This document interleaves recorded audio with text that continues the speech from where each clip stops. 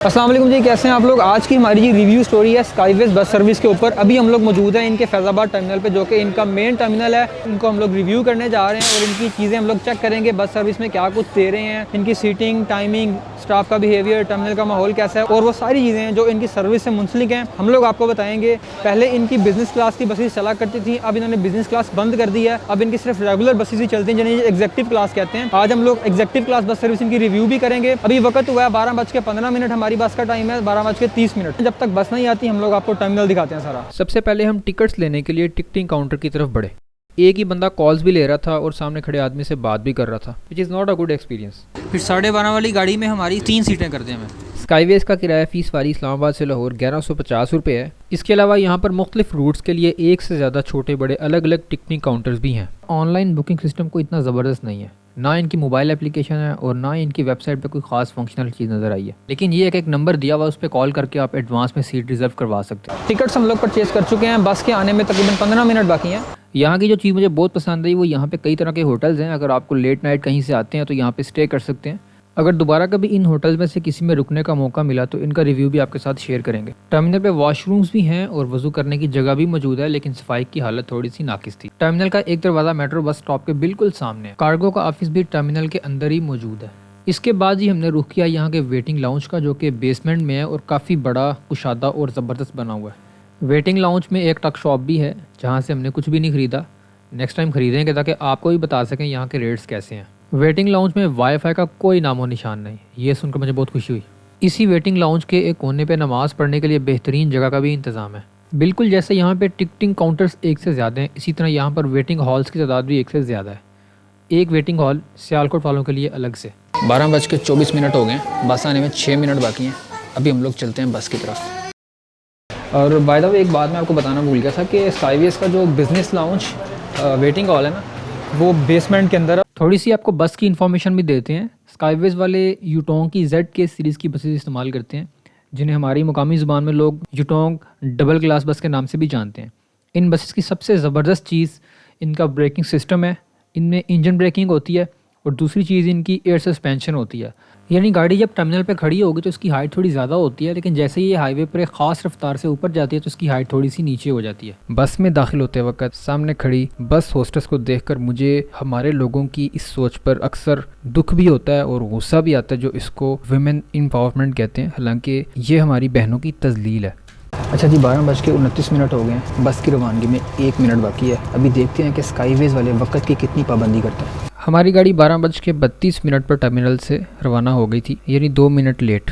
बस के यहाँ से रवाना होते ही थोड़ी देर बाद बाएं तरफ जो नज़र दौड़ाई तो पता लगा जी डायो एक्सप्रेस वाले भी फैज़ाबाद टर्मिनल पे आ चुके हैं। इस्लामाबाद की खूबसूरत शाहराहों से होते हुए हम लोग लाहौर की जानिब गामजन हो चुके थे, लेकिन थोड़ी देर बाद इंकशाफ हुआ कि अभी तो हमारा सफ़र शुरू भी नहीं हुआ, क्योंकि बस दोबारा से एक और टर्मिनल पर जाकर खड़ी हो गई, जिसे यहाँ की ज़ुबान में 26 नंबर स्टॉप कहते हैं।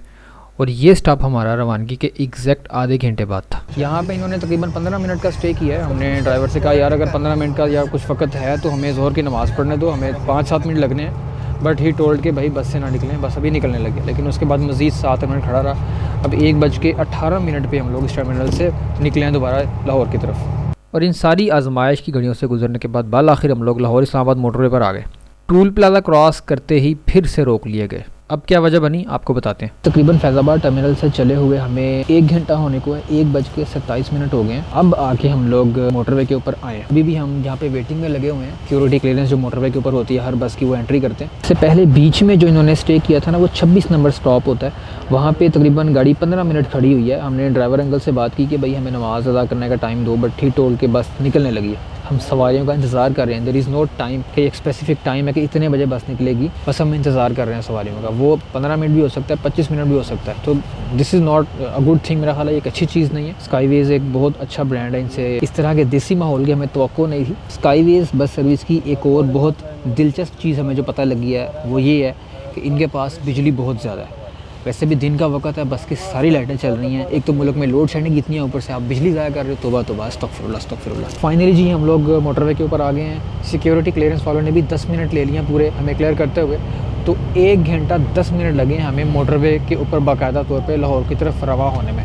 और अब आपको आगे का रिव्यू देते हैं। स्काईवेज वालों ने भाईजान बिल्कुल भी फ्री नहीं किया हुआ। इन्होंने कोई अनाउंसमेंट नहीं की कि जी वेलकम टू स्काईवेज और बस स्टार्ट हो गया है, सफ़र की दुआ पढ़ लें, अपनी सीट बेल्ट्स बांध लें, आप टेक ऑफ करने वाले हैं। इन्होंने ऐसा कुछ भी नहीं कहा। इन्होंने कहा भाई चुप करके फ्री होने की ज़रूरत नहीं है, बस में बैठो और कुरान जाओ।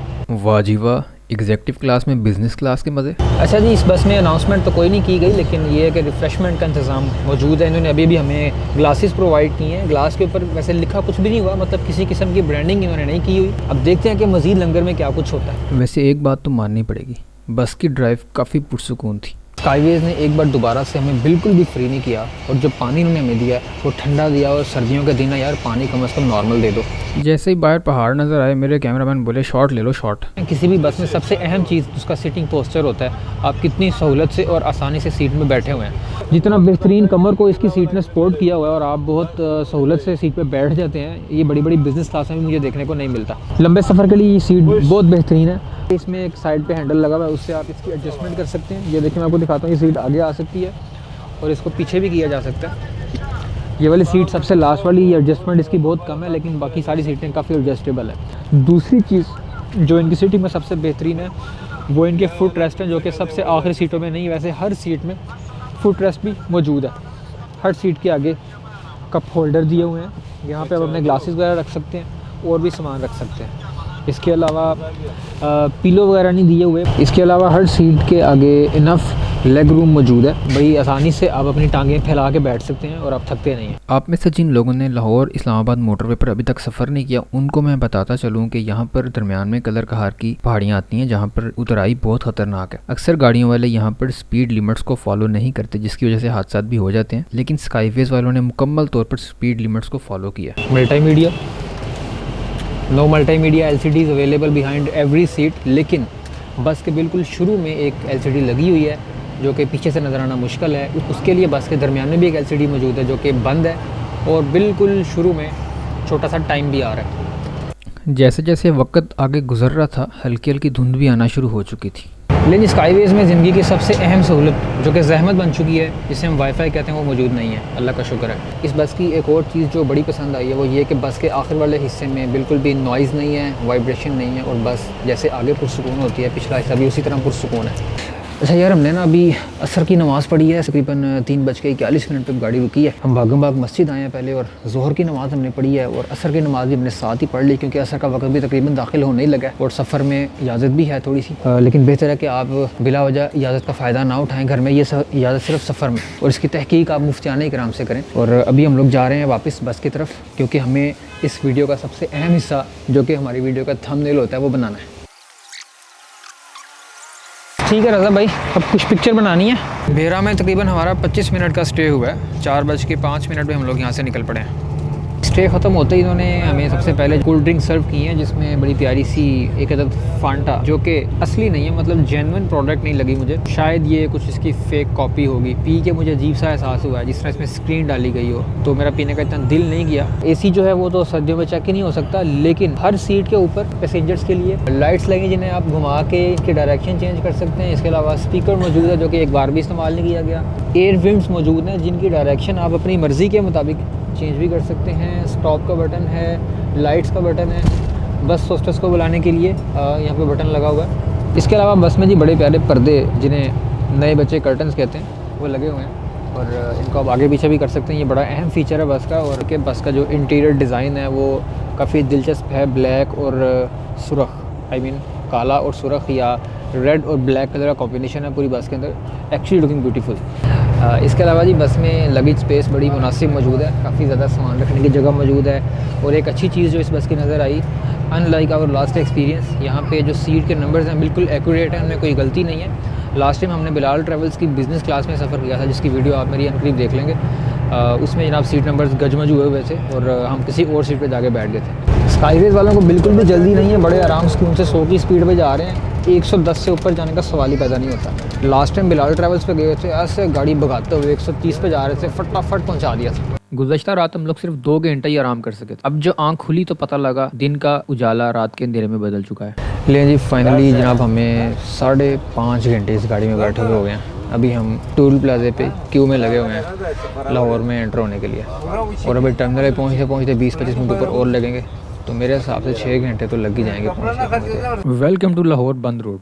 और यहाँ की बिजी ट्रैफिक जो कि हम आपको नहीं दिखा पाए धुंध की वजह से। लाहौर आ गए हैं, 6 घंटे से 15 मिनट कम लगे हैं। ऐसा रहा है कि स्टाफ का बिहेवियर बहुत अच्छा रहा है। हमने 2 एक्स्ट्रा ग्लास मंगाए थे, उन्होंने बड़े अदब से और तमीज़ से हमें दे दिए थे। अल्लाह उनका भला करे।